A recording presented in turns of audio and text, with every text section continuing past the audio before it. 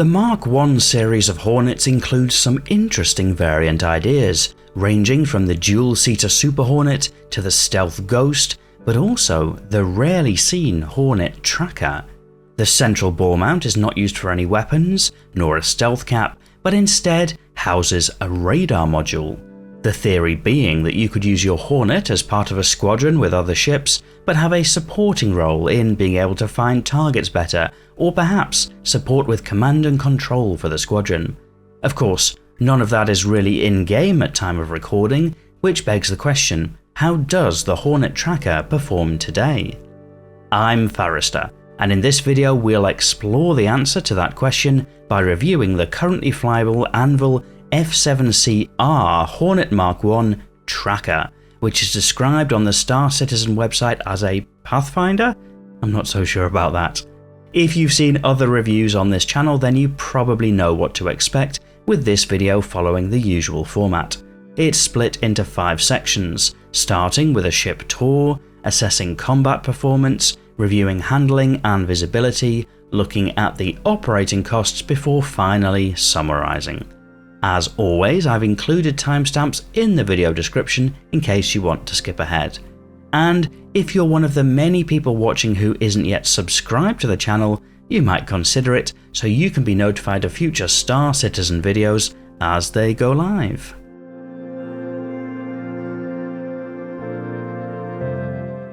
Starting the tour from the left or port side of the ship, initially this looks like any other Hornet. That is until you see the radar up close in the centre of the ship, which identifies this as a tracker. Interacting with the ship is via the left or port side, and you can access the small ship inventory or hop up into the pilot's chair. It's worth adding some of the model and methodology is a little dated at this point compared to some of the newer ships.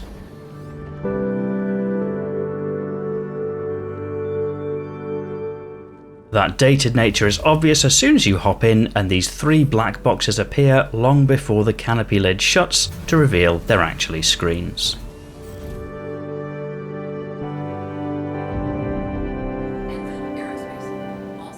Externally, the Hornet Tracker is identified by the blue paint motif.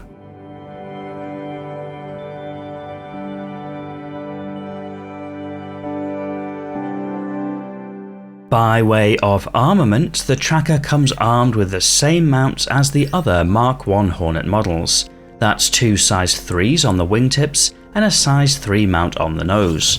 By default, however, the nose mount is downsized to a size 2, so that gives a Badger and 2 Panther repeaters in stock configuration. But, as with the others, you can customize that somewhat. For example, changing the nose to a size 3 or the nose turret for 2 size 1s, and you could choose to swap out the radar for the ball turret or even the size 4 weapon mount.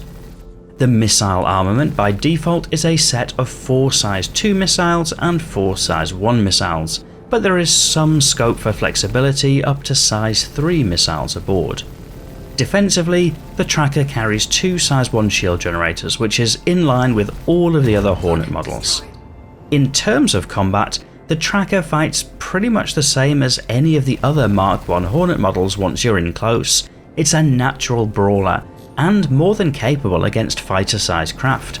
Keeping the radar does sacrifice a little firepower when compared to the other models, but even so, the tracker can manage just fine. This is not a radar ship that can fight, it's a fighter with a radar attached, and you keep most of the performance of the fighter in that. From the cockpit, the view is just like you would find in any other Hornet. The cockpit is right at the front of the fighter, and so you get good visibility above and to the sides. It's a little harder to see below, but easy enough to roll the ship if needs be to take a peek. It's worth adding that the model in some parts is a little dated, and some of that can be seen when you first hop aboard, where 3 black screens appear long before the canopy shuts to reveal that's actually where the screens will be. With the new flight characteristics in patch 3.23, the Hornet Tracker sports an SCM speed of 231 meters per second, although with boost, can manage nearly 500 for short bursts. At these speeds, the handling of the tracker is a little draggy but still very responsive. If you still have all of your thrusters working after a fight, a little boost can see the tracker manage some really nice turns. Basically, it flies like the other Hornets. For situations where you're happy to switch your shields off, the tracker will manage a top speed of 1,166 meters per second and accelerates to that top speed quickly. It's slower to brake than accelerate, but is still one of the easier ships to handle in that regard. The stock quantum drive is not particularly fast or slow, but does allow the tracker the range to mostly cross Stanton if the situation requires it. In terms of operating costs, the Hornet is very cheap to run. Across rearming, refueling, and repairing, ordinary use is probably below 1,000 credits, with heavy fights maybe leaving you with a bill in the low thousands. In terms of making that cash back, it's pretty easy through one simple way: taking combat contracts, and the tracker manages that just fine, the same as any other Hornet. Depending on your skill, many of the fighter size or small multi-crew targets seem to be the sweet spot and should give a nice little payout for your Hornet tracker.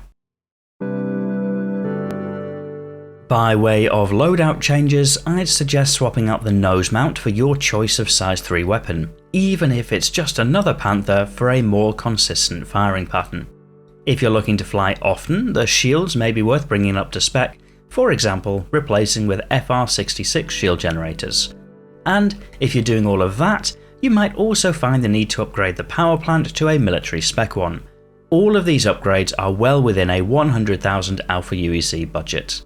And to bridge the gap between loadout changes and summarising the tracker, many of you might also suggest that to optimise your Hornet tracker for patch 3.23, swapping out the radar module for a weapon also makes sense. And that's true. The radar does nothing in game right now other than look cool, so adding a weapon instead is logical. But then, if you're doing that, why bother with the tracker at all? Why not buy a regular Hornet which is cheaper? Or the Mark II Hornet, which has more weapons and more power? Well, let's roll back a little. There is a lot to like about the tracker. It has the functionality of a fighter, with the possibility of a stronger radar and potential command and control functions in the distant future. It's very customizable, flies well, and has an absolutely iconic look to it. The lesser downsides are the distracting blue lights in the cockpit, especially at night, and the relatively quick drain of hydrogen fuel when you're really throwing it around. But for a fighter that probably isn't supposed to spend too long away from base, that's likely okay. The in-game price is 3.2 million Alpha UEC, which is a premium of about 300k on top of the base Mark I Hornet. For cold hard cash, that's $140, which is also a higher price than the Mark I base Hornet. What you get for that extra money is purely the radar, so purchasers either love the aesthetics or are taking the chance that gameplay delivers down the line. And it's difficult to know how that might transpire. The original design talked about using the radar to find stealthy targets as well as fulfilling a command and control function. But those promises were from a time in development where there were lots of big ideas, but not necessarily a plan for how to implement those ideas. So whether we actually get those features in a usable form for a ship that is potentially going off sale due to the introduction of the Mark II Hornet, only time will tell. Until then, for all but collectors or aesthetic enthusiasts, the Hornet tracker is probably a skip in favour of something cheaper that does the same thing. But what do you think about the Hornet tracker? Do you agree with my thoughts? I'll be interested to read your opinions in the video comments. If you enjoyed this video, you might press the like button to help me understand what videos to make more of in future, and if you're not yet subscribed to the channel, you might like to do that too, so that YouTube knows to show you more videos like this in future. But otherwise, and as always, thank you for watching.